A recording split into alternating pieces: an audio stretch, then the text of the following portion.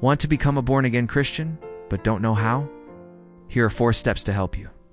The rewards for being a Christian are many and virtually indescribable.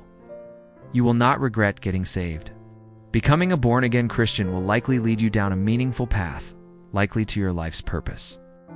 It may not be obvious right away, but will emerge with God's perfect timing.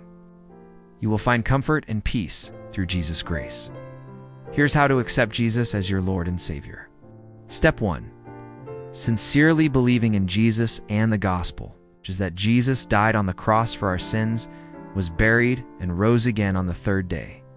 The New Testament and the Bible tells us about all that Jesus did. He was born to Mary, a virgin. He performed miracles, healed thousands, raised some from the dead, and preached God's word. Accepting Jesus as your Lord and Savior isn't some prolonged ritual. It is extremely simple. But sincerity in your belief in Jesus is essential. John chapter 3, verse 16. It's one of the most famous and important verses in the Bible and puts you on the path to salvation through Jesus Christ. For God so loved the world that he gave his only begotten Son, that whoever believes in him should not perish, but have everlasting life.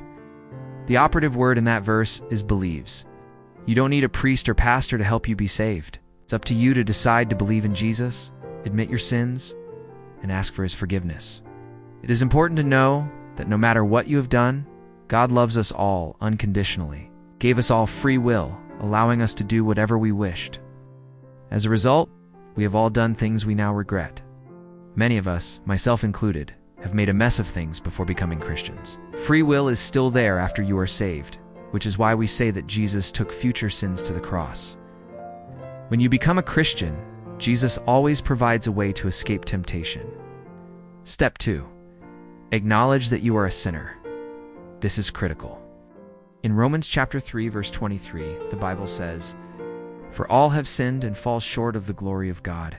The wages of sin is death." But as a Christian, you are now saved from hellfire, and your soul will go to heaven for eternity. Step 3.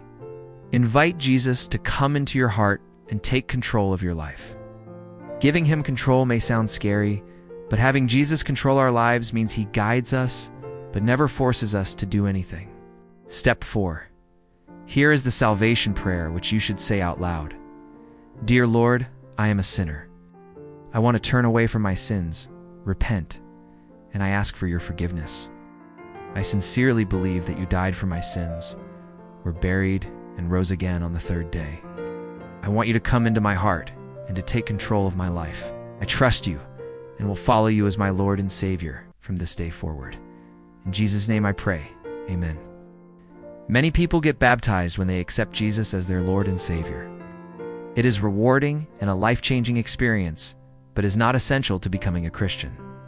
Nonetheless, we strongly recommend it, even after you are saved. If you followed those 4 steps, God bless you. Congratulations and welcome. You are now a truly born-again Christian. The Lord will guide your life and help you find and embrace the purpose he has planned for you. The many other videos we will produce for you will help guide and teach you on your Christian journey, and how you will never regret your decision to turn to Jesus Christ.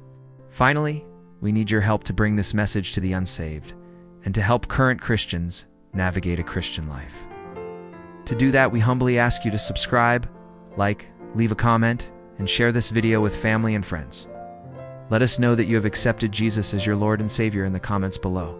God bless you, your family and friends, and thanks so much for watching. Again, congratulations on making the decision for Christ.